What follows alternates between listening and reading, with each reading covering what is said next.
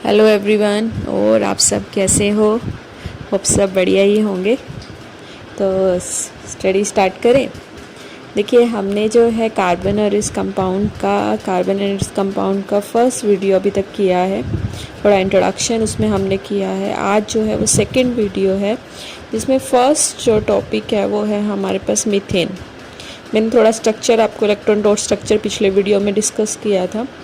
देखिए, मैंने आपको कोवलेंट बॉन्ड के बारे में बोला था कि जो बॉन्ड जो है कार्बन शो करता है वो जनरली रहता है कोवलेंट बॉन्ड, जो जिसमें क्या है कि कार्बन, मैंने इसकी बात की थी कि इलेक्ट्रॉन शेयर करता है। अब मीथेन में देखिए क्या है, कंपाउंड है कार्बन का और हम इसको यूज़ करते हैं एज अ फ्यूल, और एक मेजर कंपोनेंट होता है ये बायोगैस का और कंप्रेस नेचुरल गैस का भी। ठीक है, तो अब मैंने क्या बोला कि एक फ्यूल की फॉर्म में हम इसको यूज़ कर रहे हैं। और दूसरी बात क्या है, एक सिंपलेस्ट कंपाउंड है कार्बन का फॉर्मूला आपको सभी को पता है, इसका होता है CH4। अब इसका जो स्ट्रक्चर देखें तो उसमें क्या रहता है कि कार्बन के साथ में 4 हाइड्रोजन बॉन्ड बना रहे हैं, मतलब उसके सराउंडिंग में कितने हाइड्रोजन है, 4 हाइड्रोजन है। तो अगर आप इसका स्ट्रक्चर देखते हैं तो इसका मतलब आपको पता है हाइड्रोजन की वैलेंसी कितनी होती है, 1। और उसको मैंने पीछे ऑक्टेट की बात की थी वीडियो में कि हर एक एटम जो है nearest noble gas configuration acquire करता है। उसके लिए वो इलेक्ट्रॉन गेन करेगा, शेयर करेगा या लूज़ करता है। अब यहाँ पर शेयरिंग की बात हो रही है, तो हाइड्रोजन को एक इलेक्ट्रॉन की नीड है। कार्बन को क्या है, मैंने ऑलरेडी आई टोल्ड कि कार्बन के आउटर मोस्ट शेल में कितना होते हैं, 4। कॉन्फ़िगरेशन क्या होती है उसकी, हमारे पास 2 और 4, 6 उसका एटॉमिक नंबर है। तो आउटर मोस्ट शेल में 4 हैं, तो वो जो 4 इलेक्ट्रॉन है उसको कितने और चाहिए ऑक्टेट कंप्लीट करने को, 4 ही। तो वो क्या करता है, 4 इलेक्ट्रॉन शेयर करता है हाइड्रोजन से। आप फिगर में भी, डायग्राम में भी देख सकते हो कि इसमें क्या है, कार्बन जो है वो 4 इलेक्ट्रॉन शेयर कर रहा है, हाइड्रोजन भी क्या है, एक इलेक्ट्रॉन शेयर कर रहा है, जिससे क्या है हाइड्रोजन भी क्या करता है, एक उसके पास था, एक इलेक्ट्रॉन वो कार्बन से शेयर कर रहा है, जिससे उसका ऑक्टेट कंप्लीट हो जाता है। उसको 2 ही इलेक्ट्रॉन की ज़रूरत होती है। और कार्बन भी क्या है, एक इलेक्ट्रॉन 4 हाइड्रोजन से लेगा और उस टोटल उसका ऑक्टेट भी कितना हो जाएगा, 8 हो जाएगा। तो ये तो बात हुई मीथेन की। अब उसके बाद नेक्स्ट जो टॉपिक आता है वो आता है एलोट्रोप्स। अब एलोट्रोप्स क्या होता है, देखिए एलोट्रोप्स जो होते हैं फॉर्म्स हैं एलिमेंट्स की, जो क्या है सेम स्टेट में एग्जिस्ट करते हैं, जैसे सॉलिड है, लिक्विड है या गैस है, लेकिन उनकी प्रॉपर्टीज़ जो होंगी वो डिफरेंट होंगी। क्यों ऐसा है, क्यों इसलिए ऐसा है, क्योंकि जो एटम अरेंज होते हैं एलोट्रोप्स में, वो उनका जो अरेंजमेंट है वो डिफरेंट होता है। जैसे कि अगर हम कार्बन की बात करें, मैंने क्या बोला यहाँ पर कि प्रॉपर्टी उनके अरेंजमेंट की वजह से, स्ट्रक्चर की वजह से डिफरेंट हो जाती है। अब जैसे कार्बन की बात करें तो कार्बन जो एलोट्रोप शो करता है, जैसे डायमंड है, ग्रेफाइट है, फलग्रीन है, तो अब इस केसेस में हमारे पास क्या नैनो ट्यूब्स भी रहती हैं। तो अभी यहाँ पर हम जो है मेजर 3 देखेंगे। फर्स्ट जो है हमारे पास डायमंड है।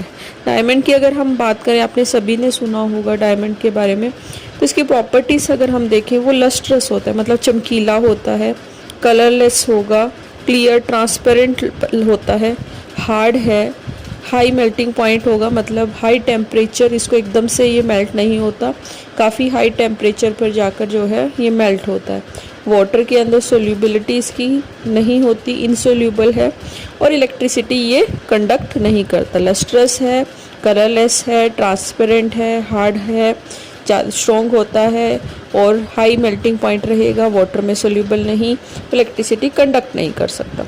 और यूज़ कहाँ कहाँ पर होता है, अपने सभी जो है इसको ज्वेलरी की फॉर्म में यूज़ करते हैं। अब इसे ज्वेलरी की फॉर्म में क्यों यूज़ करते हैं, क्योंकि जब भी एक्सपर्ट्स इसको कट करते हैं ये स्पार्कल हो जाता है, लाइट को रिफ्लेक्ट करता है अट्रैक्टिव वे में, जिस वजह से हम इसको क्या है ज्वेलरी में यूज़ करते हैं। और दूसरा यूज़ क्या है इसका, देखिए हार्ड है और हाई मेल्टिंग पॉइंट होने की वजह से हम इसको कटिंग पर्पसेस के लिए, टूल्स की कटिंग के लिए हम इसको यूज़ करते हैं। जो आपने सुना भी होगा कि डायमंड की डिस्क होती हैं जो हम ब्रिक्स को और कंक्रीट को कट करने के लिए यूज़ करते हैं। इससे अलावा अगर हम इसके स्ट्रक्चर की बात करें तो हमारे पास इसका काफ़ी जो है नेटवर्क की फॉर्म में इसका एंड स्ट्रक्चर आप देखिए आपको मिलेगा। और कार्बन इसमें कैसा होता है, मतलब एक कार्बन दूसरे कार्बन से कोवलेंटली बॉन्डेड होगा। एक कार्बन जो है टोटल अगर आप देखें कि सराउंडिंग में आपके सामने है 4 कार्बन के साथ वो बॉन्डेड है, फिर फर्दर कार्बन जो है और नेक्स्ट कार्बन के साथ, मतलब वो अपने वैलेंसी 4 ही मेंटेन करेगा, लेकिन आपको क्या है एक हेक्सागोनल रिंग स्ट्रक्चर और एक पूरा नेटवर्क आपको मिल जाएगा। और यहाँ पर क्या होता है कि एक आप देखिए कि कार्बन के 4 इलेक्ट्रॉन दूसरे कार्बन के साथ इलेक्ट्रॉन शेयर करके बॉन्ड बना लेते हैं, तो इसका मतलब यहाँ पे क्या है कोई भी इलेक्ट्रॉन फ्री नहीं होता है। तो इसकी वजह से यहाँ पर क्या है कि आपको हम ये बोलते हैं कि इलेक्ट्रिसिटी जब इलेक्ट्रॉन फ्री नहीं है, इलेक्ट्रॉन की आपको फ्री नहीं मिल रहा, मूवमेंट इलेक्ट्रॉन की हो ही नहीं रही है, तो इसलिए डायमंड जो होता है electricity due to this reason वहाँ पर क्या है इलेक्ट्रिसिटी वो कंडक्ट नहीं कर सकता है। और मैंने ये कहा कि जैसे कि इसमें कोवलेंट बॉन्ड है तो स्ट्रॉन्ग बॉन्ड होता है, जिस वजह से ये क्या है इसका मेल्टिंग पॉइंट ज़्यादा होता है और ये हार्ड होता है। मैं दोनों तरीक़ों से बोल रही हूँ कि जेंट स्ट्रक्चर है, कोवलेंट बॉन्ड है, बॉन्ड स्ट्रॉन्ग होने की वजह से यहाँ पर क्या है मेल्टिंग पॉइंट ज़्यादा है और हार्ड होता है, और इलेक्ट्रॉन फ्री नहीं है इसलिए इलेक्ट्रिसिटी ये नहीं कर सकता। सेकंड चीज़ जो हमारे पास आती है वो आता है ग्रेफाइट।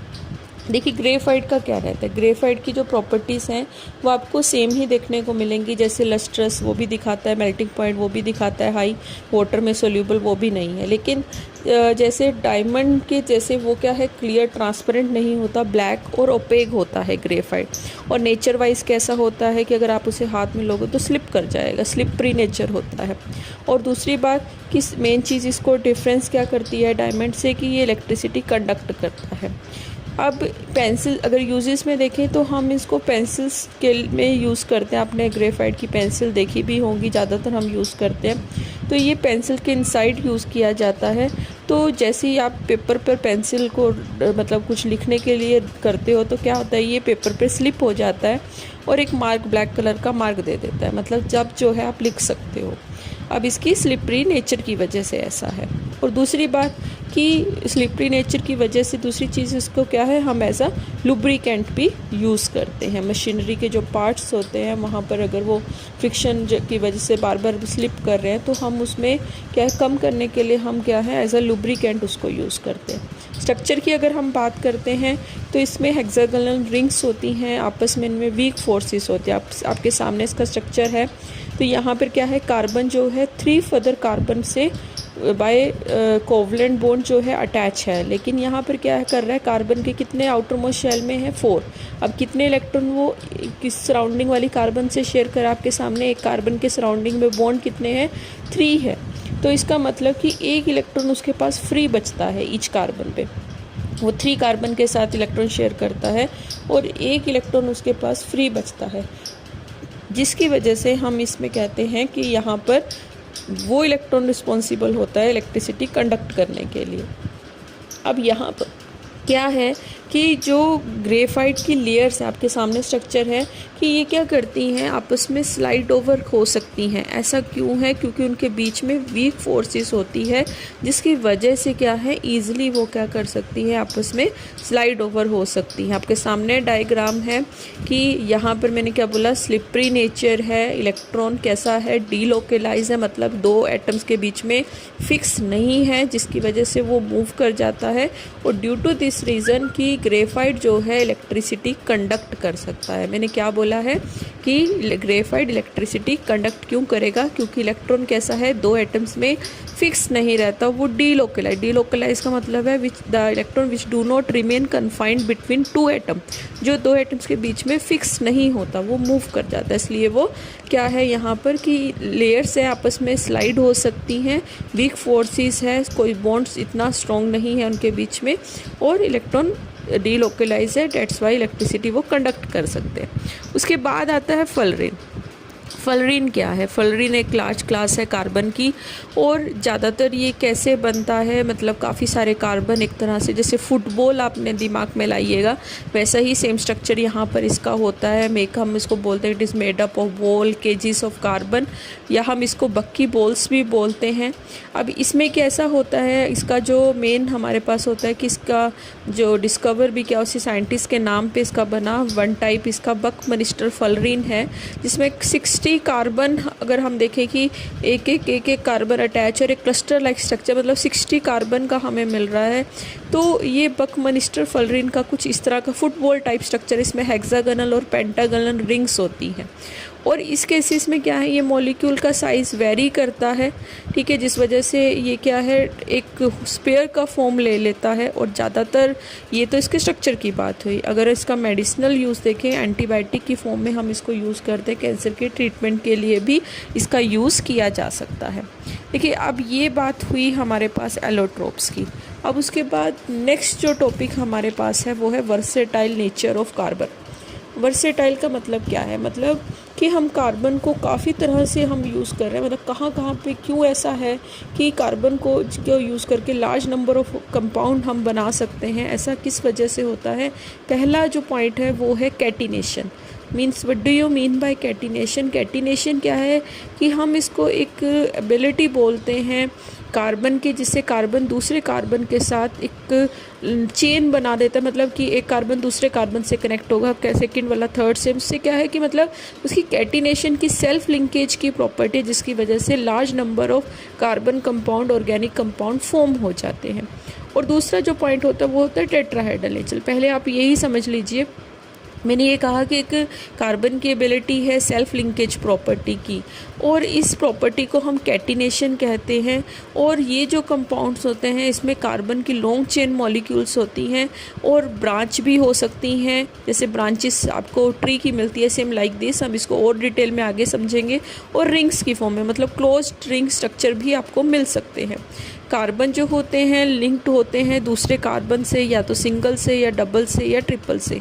और अगर तो देखिए जो है आपके सामने है यहाँ पर इसका डेफिनेशन भी, सैचुरेटेड कंपाउंड और अनसैचुरेटेड का क्या मतलब होता है। देखिए, अगर हम कार्बन की बात करें, यहाँ पर कार्बन कार्बन के बीच में अगर सिंगल बॉन्ड है, तब तो मैंने बोला कि मतलब अगर वो लिंक्ड है सिर्फ सिंगल बॉन्ड से, तब हम उसको बोलते हैं सैचुरेटेड। लेकिन अगर डबल या ट्रिपल बॉन्ड है तो हम उनको बोलते हैं अनसैचुरेटेड। मतलब कार्बन कार्बन अगर लिंक्ड करके large number of organic compound अगर सिंगल बॉन्ड ही को यूज़ करके बना रहे हैं तो हम उन्हें सैचुरेटेड कहेंगे। अगर उनमें डबल या ट्रिपल बॉन्ड है तो हम उसे अनसैचुरेटेड कहते हैं। अब ये बात हुई कार्बन की। और इससे अलावा देखिए, ऐसा नहीं है कि कार्बन किसी और हेटेरो एटम के साथ नहीं बना सकता, वो बना सकता है, वो हम इसके नेक्स्ट वाले पॉइंट में भी देखेंगे।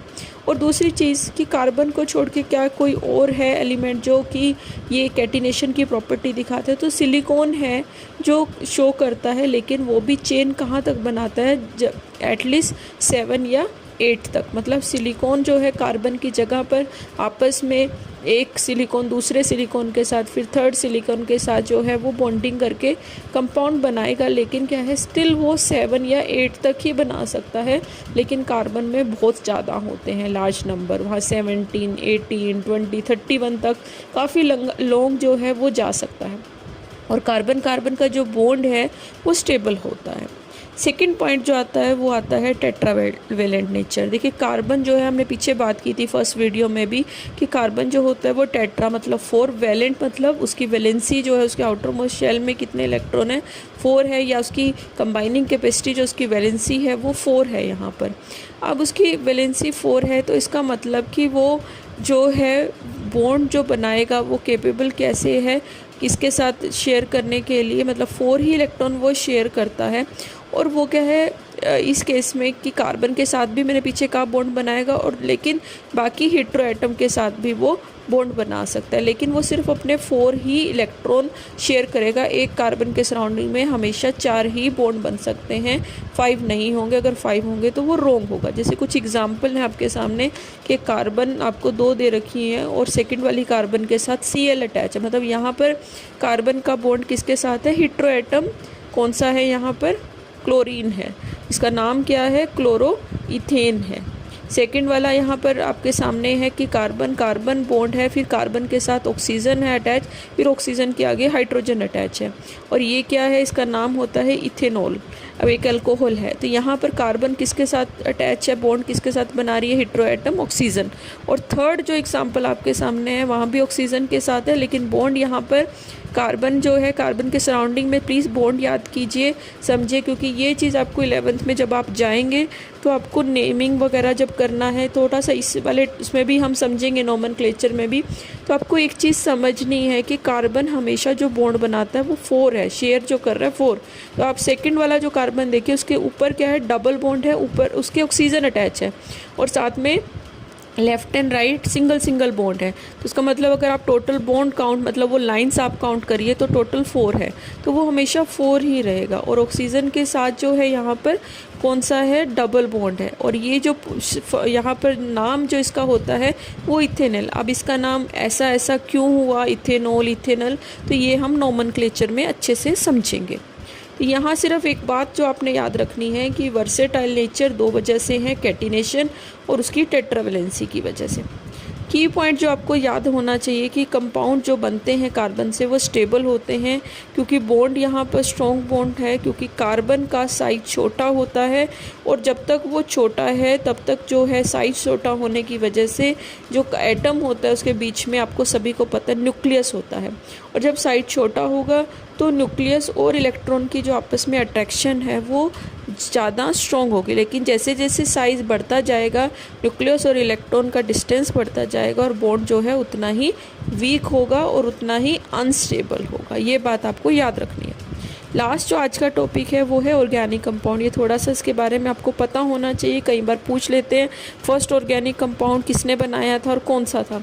देखिए अभी तक हमने यही करैक्टरिस्टिक देखे कार्बन के कि कैटिनेशन और टेट्रावेलेंट नेचर, जिसकी वजह से डिफरेंट ऑर्गेनिक कार्बन कंपाउंड जो है ऑर्गेनिक कंपाउंड हमको मिलते हैं। अब देखिए इसमें क्या होता है, और ये जो कंपाउंड्स होते हैं हम इनको क्या है सिर्फ नेचर से ज़्यादातर, और ये चीज़ वहाँ उस समय मानी गई थी जब ये स्टार्टिंग में 1828 से पहले की बात हो रही है कि कंपाउंड जो होते हैं नेचुरली एक्सट्रैक्टेड होंगे सिर्फ नेचुरल सब्सटेंस से। और इस केसेस में अगर हम बात कर रहे हैं कार्बन कंपाउंड की तो हम ये कहते कि जो है वो ये चीज़ भी मानी गई, मतलब ये सोचा गया कि कार्बन कंपाउंड सिर्फ जो है लिविंग सिस्टम में ही फॉर्म्ड हो सकते हैं। ये बात मतलब पहले मानी जाती था, ऐसा सोचा जाता था कि वो नेचुरल सब्सटेंस से बन सकते हैं और लिविंग सिस्टम में ही प्रोड्यूस हो सकते हैं। लेकिन इस पोस्टुलेट्स को जो है कि मतलब उसका उनका कहने का मतलब था कि नेचुरल फोर्सेस ही हैं, वही काम में आ सकती हैं। तो अभी क्या वाइटल फोर्सेस जिसे हम बोलते हैं, अब बात मैंने क्या बोली है मैं रिपीट कर रही हूँ। मैंने ये कहा कि पहले ये सोचा जाता था कि अगर नेचुरली हमारे पास कार्बन कंपाउंड्स अगर हम बना रहे हैं तो वो नेचर से बनेंगे और ज़्यादातर लिविंग सिस्टम में, लिविंग ऑर्गेनिज्म में फॉर्म्ड होंगे। तो और उसके लिए जो है वाइटल फोर्सेस जो हैं वो ज़रूरी हैं। लेकिन 1828 में फ्राइडरिच वोहलर एक साइंटिस्ट था, वोहलर एक साइंटिस्ट था जिसने ये पॉइंट को डिसप्रूव किया और उसने ये कहा कि यूरिया, और उसने बना के बताया एक ऑर्गेनिक कंपाउंड एक इनऑर्गेनिक सब्सटेंस से। और ऑर्गेनिक कंपाउंड कौन सा था, urea, first organic compound urea, और इनऑर्गेनिक कंपाउंड कौन सा था, अमोनियम थायोसाइनेट। उसका फार्मूला आपके सामने है कि NH4HCN लेते हैं हम, ठीक है, और हमारे पास यूरिया होता है NH2CO NH2 NH2CO NH2 urea है, और दूसरा अमोनियम थायोसाइनेट बोला। लेकिन अब जो कार्बन कंपाउंड है एक चीज़ ये भी ध्यान में रखनी है आपने कि कार्बाइड को छोड़ के कार्बन की ऑक्साइड है, जैसे कार्बन डाइऑक्साइड है, कार्बोनेट हैं, हाइड्रोजन कार्बोनेट हैं, हम उनको ऑर्गेनिक कंपाउंड के अंडर ही स्टडी करते हैं, हम उन्हें इनऑर्गेनिक के अंडर नहीं स्टडी करते हैं। ये बातें हैं, ये हमको फर्दर और अच्छे से समझेंगे।